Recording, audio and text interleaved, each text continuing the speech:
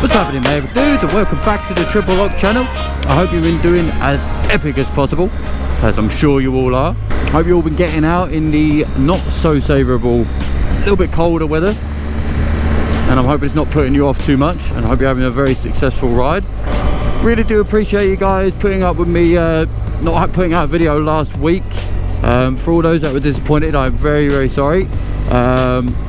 Just needed to gather my thoughts on a few things. Got potentially a big project coming up, so I mean it'll all make sense in due course whether or not this venture actually happens. So, you know, fingers crossed for me. Not that you guys know what I'm talking about, but all will be revealed soon. But anyway, on to today's topic. As we are now starting to approach the colder, more wet, more brisk, and less traction infused weathers, I thought I'd do a little topic on fair weather riding and sort of riding within the colder months, because unfortunately they do seem to linger for a little bit longer than we desire. But I thought I'd go over a few little facts and things. And so first things first, about being a fair weather rider. If you've ever heard anybody say to you you're not a real biker because you don't ride in the wet and cold and whatever, get that idea out of your head instantly. Just because you don't want to ride in the wet, just because you don't want to ride in the cold, now that does not make you a proper biker if you do. It doesn't matter when you want to ride, whenever you get your joy out of being on a motorcycle, it doesn't matter. Being a proper biker is just you riding a motorcycle, and that is it, bottom line. Okay, let's get that, I wanted to get that out of the way. Okay, I wanted to get out of the way. Now personally, me, I try to ride all year round. I like the challenge. That's what it comes down to. I like the challenge, but it has nothing to do with ego and whatever anybody else thinks of me as a rider. I just like to do it. I like riding my bike. So that's all it ever comes down to. I have the right gear, so getting too cold isn't the biggest of issue. You know, I have the right sort of bike. I have, you know, the heated grips and, you know, a nice comfortable position. And I have a screen I can tuck my head behind. Not that it does the most, you know, wonders, but I'll probably be changing that screen eventually. I digress. But also I like the fact that all year round I can still save fuel, I can still nip through traffic, and I still get to do what I love. You know, I drive a car, and thankfully I drive a rear-wheel drive car, so, you know, in the colder, slippy, slidier months, my car doesn't feel so boring. But I've purposely chosen that car for that very reason. Not to mention it's cheap old banging up MX-5, and I love it. But if the weather was to get too cold, too slippy, too icy, or just some mornings I don't feel like wheeling my bike out of my garage, you know, getting all my kit on, I just feel like, you know, I just want to jump into the car, stick the heaters on, then so be it. That just means I've chosen comfort over what would be a small bit of hassle, but still, first thing in the morning, man, I just want to get out the door, get to work. I don't want to be thinking about anything extra. Sometimes I stay a little bit too long in bed, and especially during these colder months, I don't want to get out. Who the hell wants to get out of bed? You know, it's warm. So, lose the ego with it. And anybody else, lose the ego too. Don't degrade anybody for not wanting to go out in the colder months. It is absolutely fine. You do not have to. But I thought what I'll do is I'll go over a few tips for those that do want to brave it. I say brave it, I mean, you know, once you've gotten used to it a few times, you'll know what I'm talking about. It's not as tricky as it may seem. It's a few little things you've got to take extra care of while you're out and about. So, first things first. Let's start with what we can do before we even get on the bike. First things first is the gear. Now right now it's not the coldest of days that we could be facing, not, you know, nowhere near, but, you know, I'm still in a Gore-Tex jacket,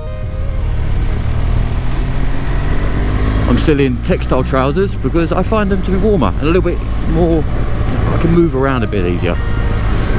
I wear a balaclava, and when it gets a bit chillier than this, I'll wear a neck roll, like a nice thick fleecy neck roll, and I'll have my gloves. Now as it gets even colder, I will then put on my winter gloves. They're a bit thicker, okay, a little bit more cumbersome on the controls, but once you've gotten used to them, they're no bother.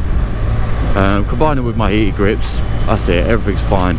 I will be investing at some point into a pair of heated gloves because I've always wanted to try them. If it then becomes quite wet, you know, it's raining, or let's say you've got a little bit of fog and it's getting quite misted up and you're getting quite wet and damp, then what I would say is try your best to carry some waterproof trousers with you. Waterproof trousers, waterproof over jacket. Oxford, that brand, they do some wonderful waterproof gear and not too expensive either. I think I picked up an over jacket for around about, I think it's about £25 from Infinity Motorcycles. So brilliant. And I got that because there was a price match, and I'm guessing from another shop or something. So yeah, worth checking that out. Make sure you got the right boots as well. Are they waterproof boots? All these little things, they put it together for a way more comfortable ride. And if you're comfortable, your riding's going to be comfortable. You know, it's one less thing to concentrate on. You're not sitting there thinking about how sore your hands are because they're freezing cold, or you know how damp your legs are, or your chest, or whatever. You know, all these little things, combine it together and you've got a lovely comfortable ride. Sorry if it goes a little bit dark, guys, I have got an ND filter on my GoPro, so but as soon as we pass through all these trees and whatnot, should be fine. Okay, so we've done the gear, not too, you know, not too difficult. You know, and all this stuff could be bought fairly cheap on Amazon. The only thing that's going to cost obviously a little bit more, of course, you know, your trousers and jacket and things. You know, invest in some nice stuff. You know, go to what you can afford, but try and invest in some really nice stuff. You'll thank yourself for it later, and it's a long-term investment. Okay, moving on. So, your bike, is it equipped? You know, a naked bike, of course, is going to be more cold because there's no fairing, there's nothing to deflect the wind off. So, you know, bear that in mind with your bike. It's not impossible to do. You can definitely be riding in the colder months with it. You know, this is why I say your riding gear is important. You know, has it got a screen? Could you use one? Could you use a screen? Is there heated grips? You know, heated handlebars? Have you got them going? You know, that feels lovely. So all these little things, you know, they all make up for a bit more of a comfortable ride. Okay, are your tyres, are they in good shape? Yeah, your brakes working just fine. Make sure that your bike is in full working order. You know, to do a little once over before you go out for your ride, just start from front to back. If there's anything you see that's a little bit out spec, get it sorted. You don't want to be chasing up problems later on. The more problems you let go and let go and let go, believe me, I've done it, you know. And I used to be a mechanic, you know, and sometimes you just get, oh, I'll deal with that another time, I'll deal with that another time, and all of a sudden you've got like a mountain of problems that you've now got to fix all in one go, which, as I'm sure you know, and if you don't know, can get quite expensive. Okay, moving on to the riding. So you have to take an extra defensive measure when it comes to riding in the cold, damp, you know, all the floors wet. So everything you need to do, you need to leave yourself plenty of time. You know, things such as leaving a really decent gap between you and the car in front. You know, it's concentrating that little bit more because you have to allow for extra time to do things.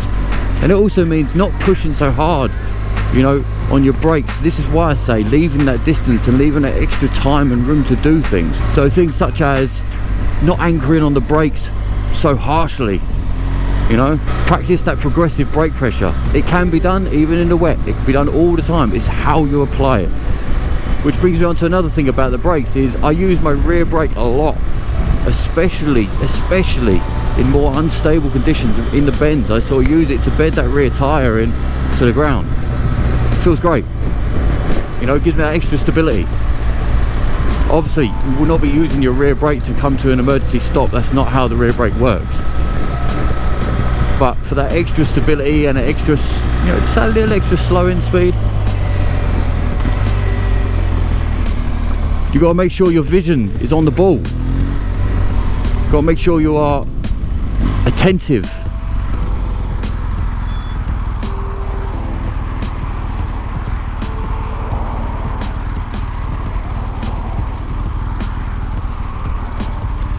It's all about taking your time and knowing when and where to do things. Now obviously that comes with experience.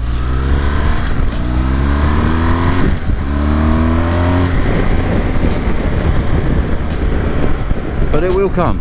So following on really about your inputs. So we've spoken about the brakes, about practicing your progressive brake pressure, about using the rear brake also to bed into the corner and then bleed off as you're going through, which I'll go into details more in another video. But when I say bleed off, what I mean is you go into it and then as you're riding through the corner, you just depress it gradually. Yeah, and then that then levels the bike out nicely as it should. Anyway, moving on. Your throttle. You know, you gotta have great throttle control. You know, it's by, what I mean by that is by not yanking on it.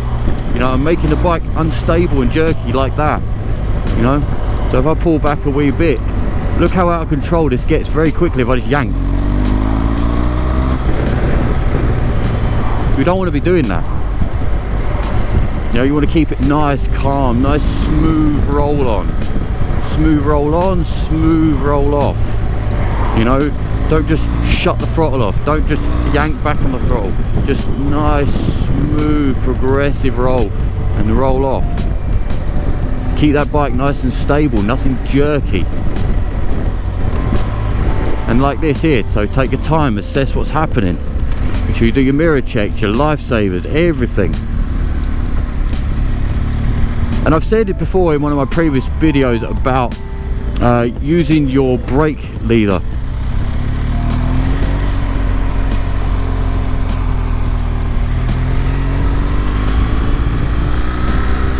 About using your brake lever, and what you want to do is you want to be blinking your rear brake light on and off, on and off, on and off, on and off. And what it does is it gets the attention of the person behind. Now they may not like it, they may think, what the hell is this idiot doing?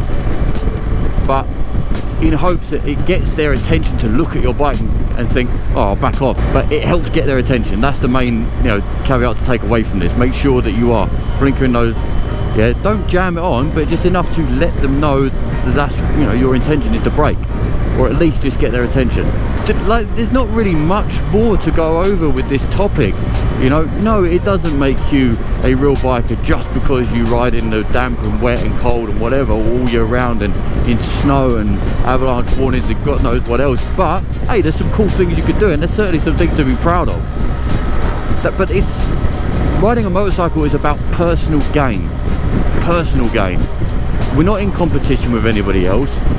You know, you are not in competition with anybody else. You are just here to better your riding skills and enjoy getting out on your bike and enjoy the freedom that you just don't get with another vehicle. Bar flying a plane, of course, but you know, realistically, how many of us can really do that? So making sure you put on the right gear, so it creates a nice, comfortable blanket around you, so you can concentrate on other measures to do with your riding, rather than thinking, oh god, I can't wait to go off this bike, it's too cold. Believe me, I've done it. You know, riding at like 3-4 o'clock in the morning on my way to a job, and it was icy, it was a snowstorm. This was on my old 125, so you know, it was bloody freezing. I didn't have the proper gear. I had a pair of, what did I have at the time? I think I had a pair of RST leathers, a Frankie Thomas leather jacket and a hoodie. Yeah, that wasn't very bright, and I can tell you now, it's freezing cold. Now this is something I've heard, it's regurgitated information, but you know, I can understand it being quite truthful. For every 10 miles an hour that you increase your speed, I've been told that it drops the temperature by 1 degree. Now you do the maths. 70 miles an hour dropping by 7 degrees. Imagine if it's already 4 degrees. That's cold in anybody's eyes. That is bloody freezing for anybody's body. Oh, also I forgot to mention, I also wear a heated jacket I bought from Amazon. You know, you slip a little power pack in there, little power bank charger, and press the button and on it goes. Hey, lovely. Oh, I love a jigsaw. yeah, and then on the heater jacket goes. And because my core is then getting warm, which is key, the rest of my body warms up so much easier. So worth looking into. I will try my best to find the link for that and put it in the description below, but I can't promise it's still around. But you know, definitely worth having a look on Amazon, having a work. Definitely worth having a look in like Screwfix as well, places like that. They all sell them. Like Milwaukee do one, I know. So yeah, check them out, guys. It's a fantastic piece of kit. And I hope you can get out there, start enjoying motorcycling all year round.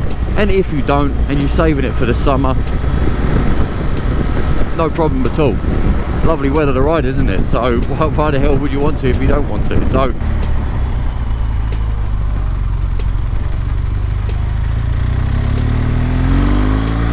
anyway, my dude, if you like what you're seeing, hit that like and subscribe, and please do check out the rest of my videos on the channel. You know, I'm trying to create sort of a one-stop channel really for hints, tips, tricks, you know, for all things to do with motorcycling. You know, and hopefully debunking things that are on your mind, especially if you've got tests coming up, which I do have a full Mod 1 demonstration, so worth checking that out. I'll pop the link over here on the end screen. Alright, my dudes, be safe guys with your riding, and I will catch you in the next one. Peace out, my dudes.